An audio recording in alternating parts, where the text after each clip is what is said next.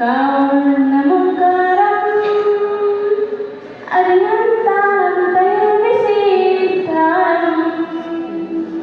आर्योवशयनं लोयं मीनसद्विषाहुरम् लोयं मीनसद्विषाहुरम्।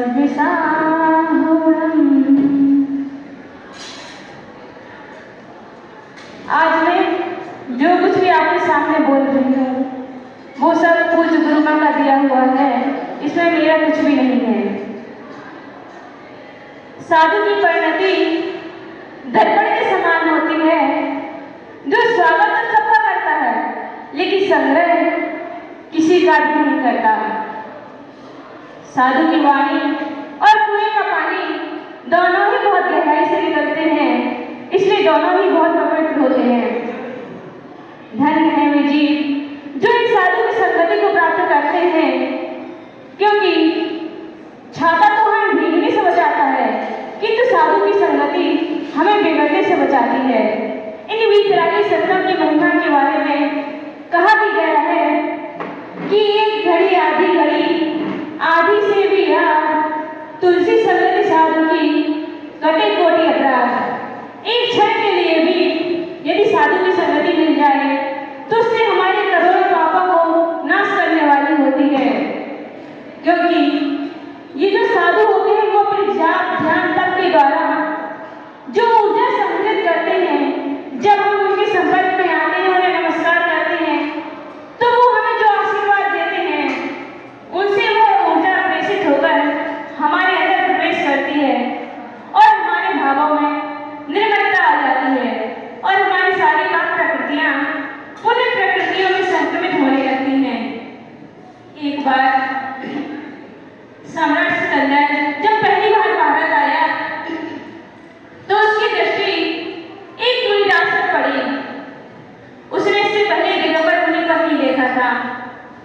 वो सोचता है कि भारत कितना गरीब देश है, कि भारत कितना गरीब देश है कि यहाँ के लोगों के पास ना तो खाने के लिए भोजन है, ना पहनने के लिए वस्त्र है, ना रहने के लिए मकान है।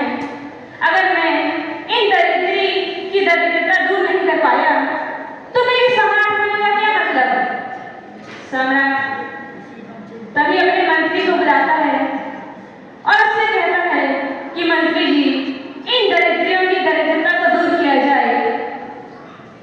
मंत्री कुछ सेवकों को उन मुनिदास के पास भेजता है। कुछ वस्त्र आभूषण एक हाथ में रखकर वे सेवक उन मुनिदास के पास जाते हैं और उनसे कहते हैं कि हमारे सम्राट दयावान है, करुणाशील हैं। उन्होंने आपकी गरीबी को दूर करने के लिए, आपकी दरिद्रता को दूर करने के लिए ये वस्त्र आभूषण भिजवाए हैं, कृपया आप उन्हें स्वीकार कीजिए। मुनिराज निर्भीकता से बैठे हुए थे, बेहर्ष चित्त थे, उनमें दीनता का अभाव था, क्योंकि वे भेद विज्ञानी थे। सेवक मुनिराज अपने ध्यान में लीन रहे।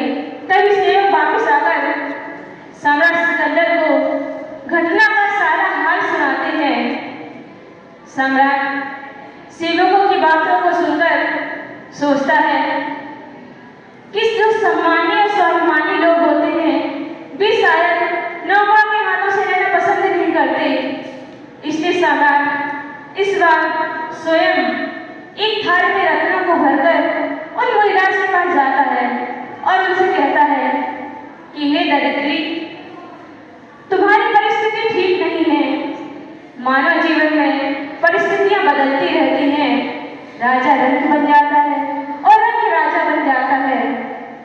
मैं आपके प्रति हमदर्दी रखता हूँ, मैं आप जैसे लोगों का सम्मान करता हूँ, आपको अपने घर का सदस्य मानता हूँ।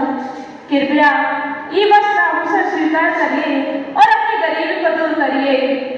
मुनिराज अपने ध्यान का विसर्जन करते हैं और थोड़ा मुस्कुराते हैं। तभी सम्राट अपना परिचय देता है। सम्राट कहता है कि मैं सम्राट सिकंदर हूँ। तो मुनिदास कहते हैं कि मैं सम्राटों का भी सम्राट हूँ। मुनिदास की बात को सुनकर सम्राट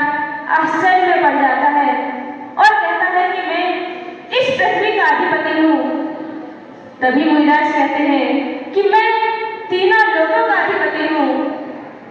फिर सम्राट कहता है कि मेरे पास अपार धन संपदा वैभव और खजाने हैं। तो मुनिराज कहते हैं कि तुम्हारे ये सारे खजाने मेरी एक रत्नात्रय रूपी रत्न की भी कीमत नहीं चुका सकते। फिर सम्राट कहता है कि मेरे पास अपार बहुत बड़ी सेना और अस्त्र शस्त्र के भंडार हैं। तो मुनिराज कहते हैं कि मेरा कोई शत्रु ही नहीं है, तो मुझे इसकी क्या आवश्यकता। तो फिर सम्राट कहता है कि मेरा बहुत बड़ा कुटुंब परिवार है। तो मुनिराज कहते हैं कि सारा विश्व ही मेरा परिवार है। मुनिराज की इस स्वाभिमानपूर्ण बातों को सुनकर सम्राट आश्चर्य में पड़ जाता है, पानी पानी हो जाता है और कहता है कि धिक्कार है मुझे, कि धिक्कार है मुझे। मैं तो सोचता था कि भारत बहुत गरीब देश है, किंतु यहाँ तो आपके जैसे श्रेष्ठ विचारधारा वाले महान तपस्वी लोग रहते हैं। आपके पास 4 क्षण बैठने से मेरी आस्तिकता में परिवर्तित हो गई। जो शांति मुझे राजमहल में नहीं मिली, वो आपके पास मिल गई। वास्तव में आत्म शांति तो साधु संगति में ही है, जिससे सब कुछ स्वयं प्राप्त हो जाता है। साधु की संगति ही वह अमूल्य रत्न है, जिसे पाकर सब कुछ प्राप्त हो जाता है। साधु की संगति को पाकर सम्राट का तो जीवन ही बदल गया। अंत समय में वह मुनिराज सिकंदर को उपदेश देते हैं। सिकंदर से कहते हैं कि मृत्यु के समय ना कोई राजा होता है, ना ही कोई